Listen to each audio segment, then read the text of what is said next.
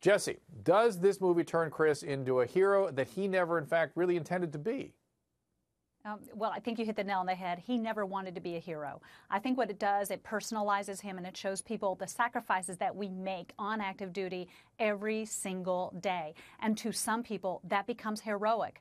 Often, we make heroes out of people that have meant something to us. We don't expect Chris Kyle to be a hero to everyone, but for those of us who have served and been on active duty, this movie shows the hardships we endure, what our families go through, the sacrifices we make every single day to ensure that the freedoms that we have right here in this studio to talk about this very topic still exist today. And that, to many people, is very heroic. And I think, Jesse, I read in a pre-interview you said that everyone in the military out there in the field is giving us a blank check to, including their life, they're willing to lay on the line for us. Well, actually, Chris Kyle said that. He said, if you don't Okay. like the war, if you don't like the war, that's fine.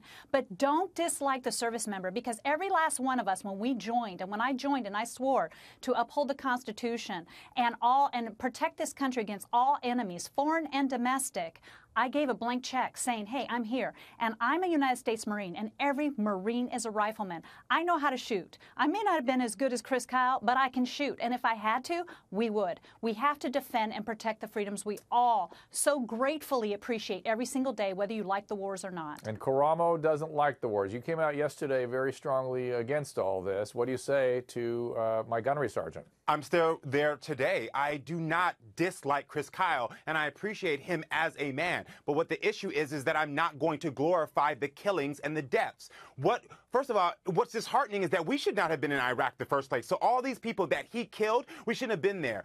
We went into Iraq under false pretenses, and that is why these people died. Also, 100,000 Iraqis died in comparison to 5,000 American soldiers. And I'm not saying that there's a tit for tat for life, but what I'm saying here is that I'm not going to sit here and watch a movie that glorifies all these people dying by this man's hand and say that this is an amazing thing. And Leanne, I feel you brewing there. Go ahead, have at it. You know, I just talked to a friend earlier tonight before that had served with Chris Kyle and was attached to the Navy SEALs there. And what he said was, look, you know, people are talking about Chris Kyle saying he didn't like Iraqis. It wasn't just Iraqis in general, okay? That fight in Ramadi was bad. And we're talking the worst of the worst. If you think about the people in ISIS right now who are burning alive military pilots that they downed, okay, that's the kind of people they were talking about. He did this. He didn't look at it as like, oh, I'm killing people. He's talking about Chris Kyle was the man who was doing this to save the lives of the people he served with, okay? My husband's been served on active duty. He's almost 20 years in. And a lot of my friends are people that have served in both Iraq and Afghanistan, and they look at it as protecting each other. It wasn't about, like, trying to make them the bad people.